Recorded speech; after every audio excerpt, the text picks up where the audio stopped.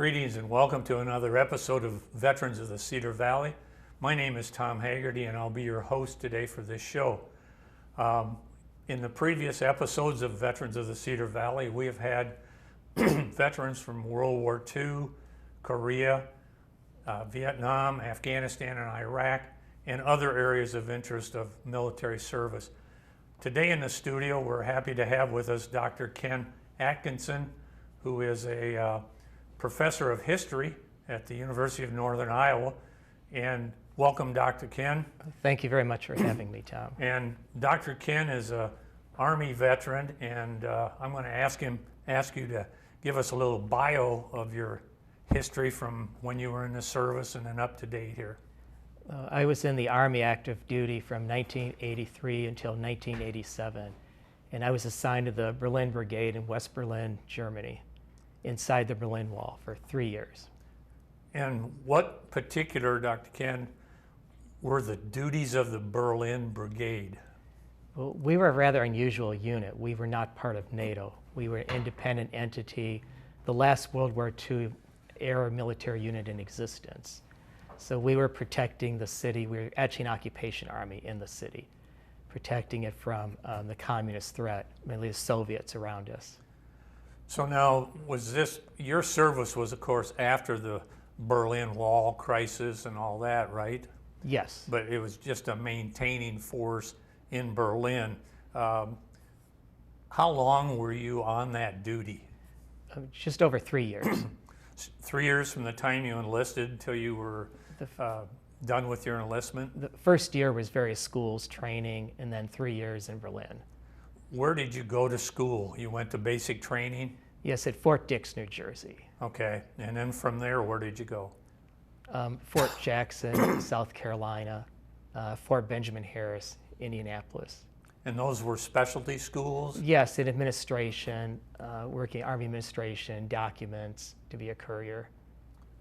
So you were particularly being trained to be a courier before you went to Berlin? That was one of my duties. I had an open assignment in Germany. Originally, I was going to be stationed in the headquarters in Frankfurt, but because of my record and qualifications, they offered me the Berlin assignment, so I accepted that.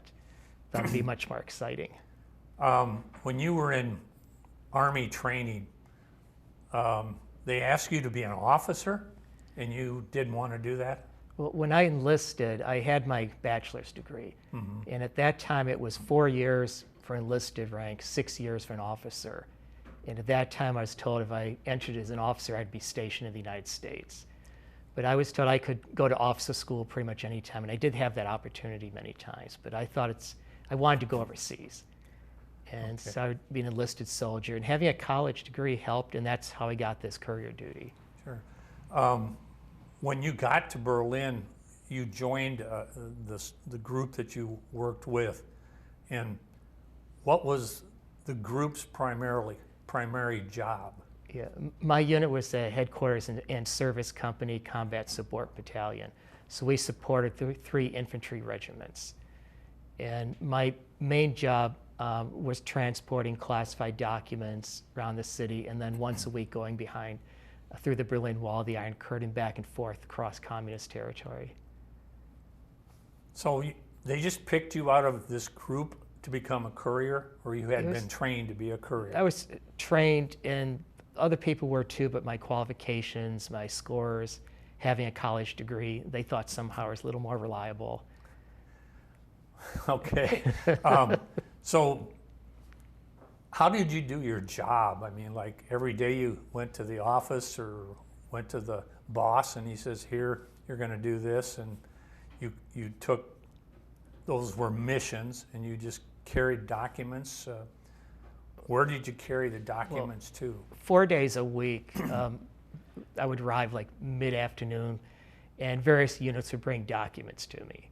A lot of the secret units, the military, the council. I also carried government correspondence, and I would drive late at night to the airport and put them on a plane, and I'd have to guard the plane, and they'd be flown to West Germany. Then I'd return like 1 in the morning, a plane would come back with documents. That was most of classified documents, but the most sensitive items, once a week, the units would bring them to me. many of the secret units, correspondence from spies, government documents. And the most secure way was to carry them by hand. And there was a special train that would take me through the Berlin Wall, the Russian checkpoints, across the former East Germany, through the Iron Curtain, back. And I could do that because in Berlin, we were still under World War II treaty laws. So the Russians were our allies in Berlin. We were still a World War II era occupation army. And so I had military passes to get through the Russian checkpoints. And those were always honored, and nobody, you know, I have a picture in my mind of you with a briefcase handcuffed to your wrist. Is that an improper picture of what you yeah, they did? were bags. Okay. And I knew the units, the secret units that gave me the correspondence, and the consulate would seal their own bags, diplomatic mail. Sometimes there were boxes, things inside, and I would have a special compartment on the train by myself. And the Russians, they didn't want us to go through, but technically by treaty, as a soldier, I did have a right to cross Russian territory. So we had special documents, and they would always play games, look at the documents. If there was a extra space in your name or your rank, they would say you're a different person, want to turn the whole train back. So a lot of games during the Cold War. They would play those games, but would they look at the documents you Oh, were yes. carrying? No, they couldn't. Okay. They were not allowed to touch me. And I had a permanent pass even to go through Checkpoint Charlie. I would go frequently, and I could carry anything I wanted go through. As a soldier, I could not be touched. Well, let's go back again. I'm sorry I skipped. I was excited to hear about your job. Why was the Berlin Wall created? What was the definite reason? Did Germany just give every country? Tell me a little bit about the history of the creation of that. Well, during World War II, the Americans, British, French, Russians were allies against Germany, the Nazis. And Germany was divided among all four participants in the war. And Berlin, as the capital, was divided among them too. And after the war, they couldn't decide on the status of Berlin. East Germany became a country, West Germany. And Berlin remained an occupied city. And eventually, the Soviets in '61 put a wall around because people, if they could get to West Berlin, they could fly to West Germany. And there was such a drain on the population, the currency, so it was to keep the people from escaping to the West. Then the West German, East German border, they erected the Iron Curtain. So we were just a tiny little military unit inside the Berlin Wall to protect the city. How long was the Berlin Wall from one end to the other? It was 110 miles. My unit was stationed right at the southernmost point, and I could ride my bicycle to the furthest point of the city in just over an hour. So it was not that large of a city. And where did you stay when you were on duty in Berlin?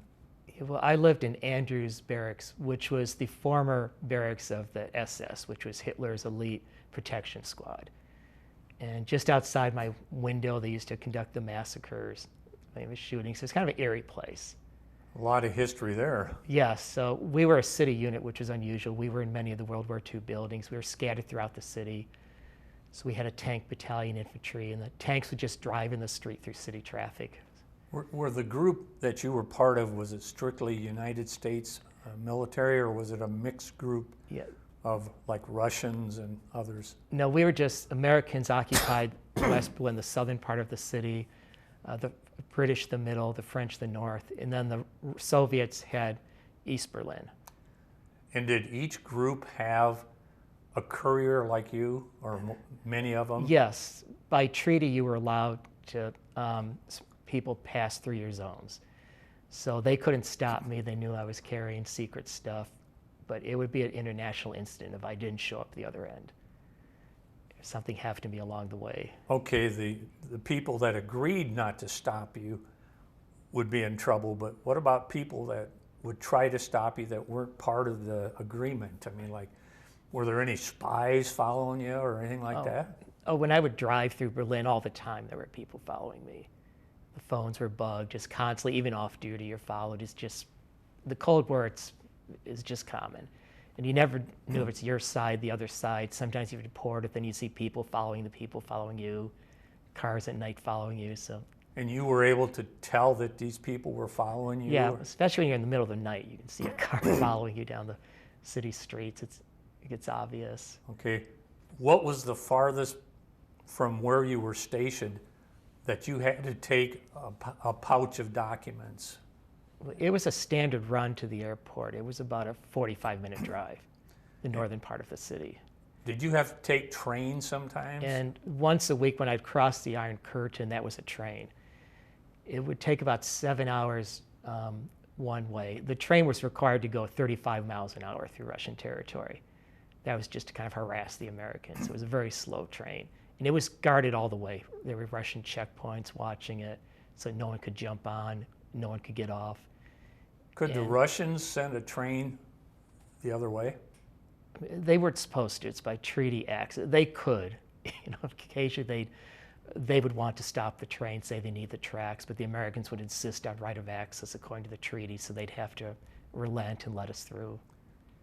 Did the U.S. or anybody else, if a Russian train wanted to come through, did we stop them and make them go 35 miles an hour, or did we board them and check them? In East Germany, we were the only train, foreign train. So in Berlin, there would be no trains at all, Russian trains. And West Germany, there wouldn't be Russians. So it was. Okay. Towards the end of the war, or at the end of the war, there was an airlift that was done for Germany. When we come back, we're about ready to break for the first half of our show. But when we come back, I'd like to talk to you about a little bit of the history on that and then get back into your duties. So, yes. We've arrived at the halfway point of our show, and we'd like to invite you to come back and enjoy the second half of our show. Thank you.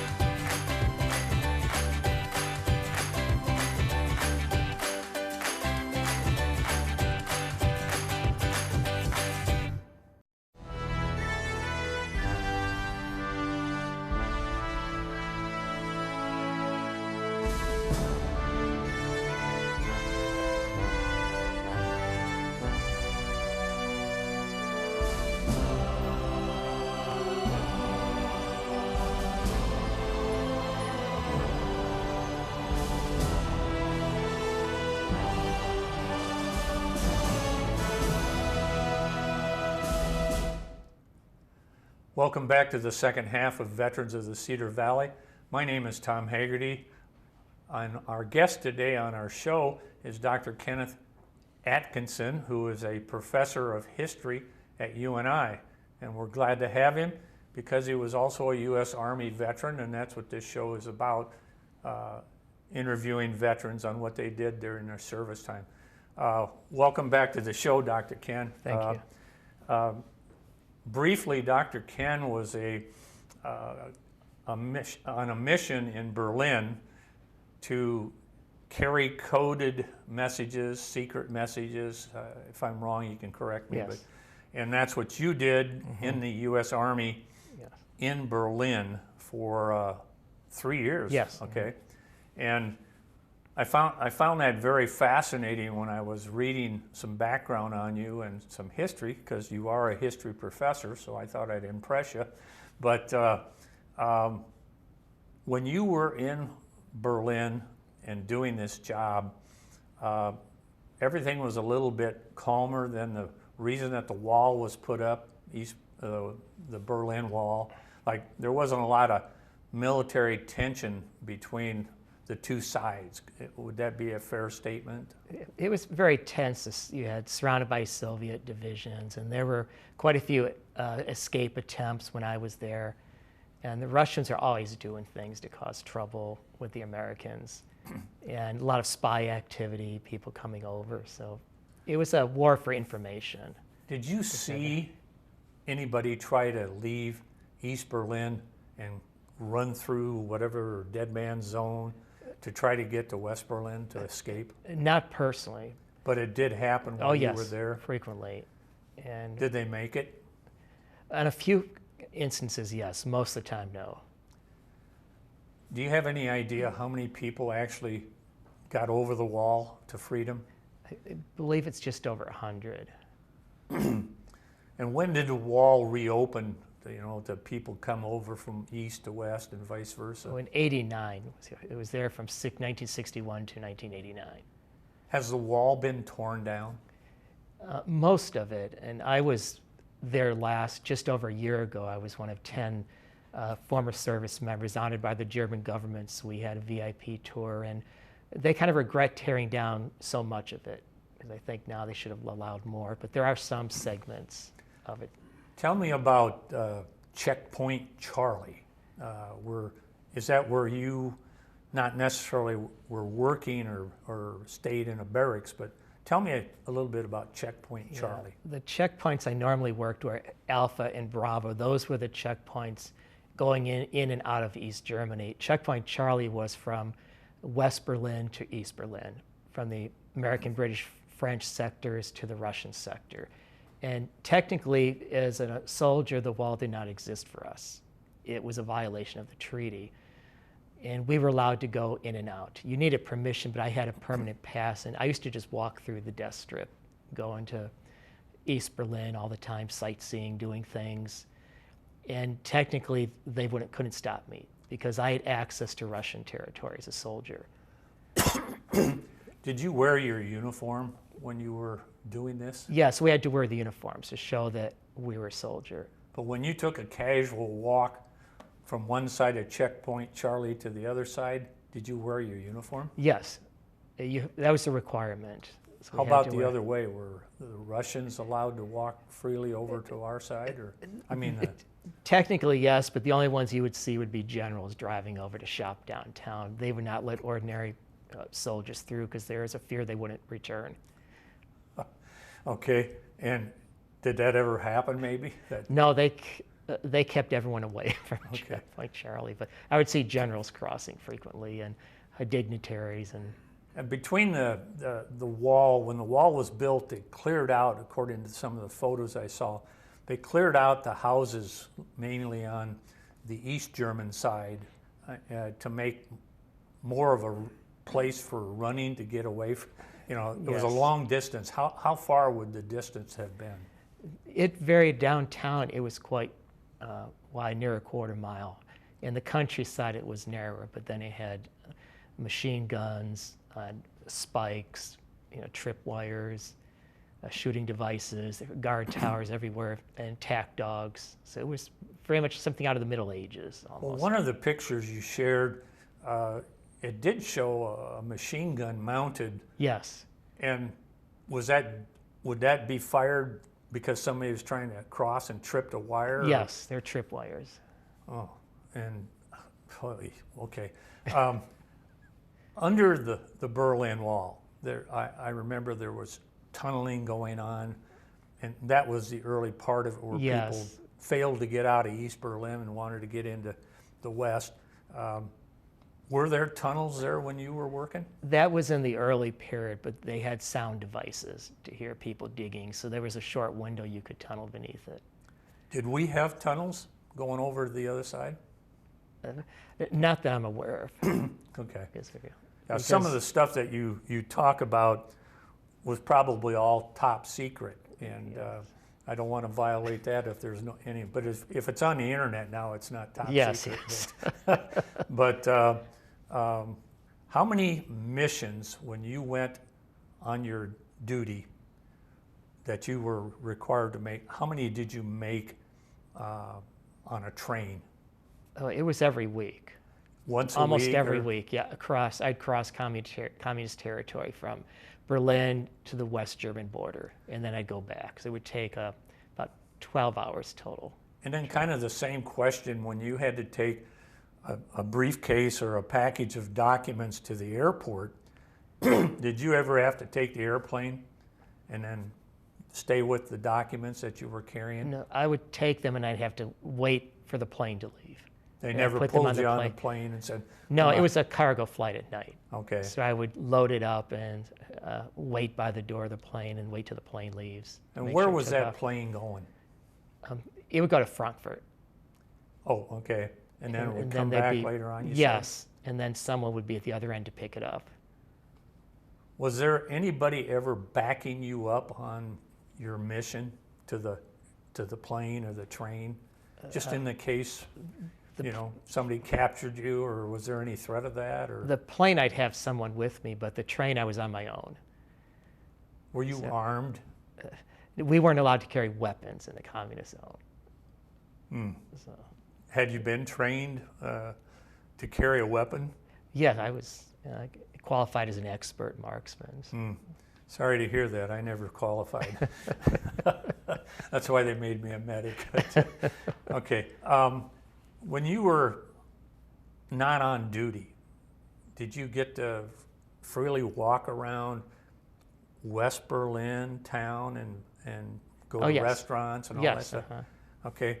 Were you indicated you would once in a while take a stroll across the Freedom Bridge? Is that what they called it? The Freedom Bridge is famous from Tom Hanks's movie Bridge of Oh, okay. Spies. You could go halfway across. That was the border between West Berlin and Potsdam in East Germany. But you could go over to the other side and At that bridge, we could only stay in West Berlin on that side. We could walk up to the border. oh, okay. The only place we could leave is through Checkpoint Charlie or Checkpoint Bravo. And you mentioned that you were able to do that, right? Yes. To go over to Yes. the other side. Yeah, I used to go frequently to go sightseeing and Was there a discount on cigarettes over there or something? Because I thought all of this security, and then you mentioned that you were able to freely just walk over there. it was restricted who they would let over, but because of my job, I had an open pass. And I could bring currency over, East German currency, which I could buy for nothing in the West. So I Okay. would just have stacks of money. And Was there a lot of that going on when they finally let you freely walk? I mean, people could just freely walk? Is that what they were doing? Exchanging currency? no, you have to pay in East German currency, so I could bring it over. If tourists could go over, but you had to exchange $1, 1 East German mark, which is, you'd lose a fortune. You don't have to answer this if you don't want to, but did you ever get any trouble while you were on duty as a courier or just a free citizen walking around? No, if in Berlin, if you got in trouble, they would literally ship you out right away. Oh, They'd put you in a civilian plane out of the city, whoa. and they'd ship your effects later. Did any of the people that were doing the same job as a courier besides you ever get captured and held in prison? No, and I was the only one who did the job, so I would say it was only once a week run. But no, it's very monitored. They select So and they no trouble occurred on your watch. no. Did any trouble occur on anybody else's watch before you got there or after you got there? The peace was always being maintained and Yes, the yes, treaties. yes. And it's still into effect today? Yeah, well, and once the wall went down in '89, the World War II treaty ended. So it's no longer an occupation army, so there's no longer American force in Berlin. Did And you the by Russians chance have get a left. souvenir from the wall, like a brick or whatever? Yes, I have some at home. Really? Can I buy them? No, Yeah. anyway. But it's been a very interesting discussion and a show for us because it tells people that there were other support positions that Yes. were being done in the military. Mm-hmm. A lot of the people who were overseas in the combat zones and stuff like that, they did their job, and a lot of people like myself and you who were in Yeah. various duties also did their job as support people. And I want you to know that I was very intrigued when I read your story and did the research. And I'm very happy to have been able to get you on our show today just to show people a difference. And I want to thank you and I for having you present up at the history department, and I'll mention the religion department again because you did do that. And but most of all, I want to say thanks for your service, silent, unseen, all that, and appreciate your service in the U.S. Army. And your rank was specialist. Yes. And I want you to know how much we appreciate them from the veterans of the Cedar Valley. And thank you, Dr. Ken Atkinson, for being our guest today. Thank you for having me. Thank you.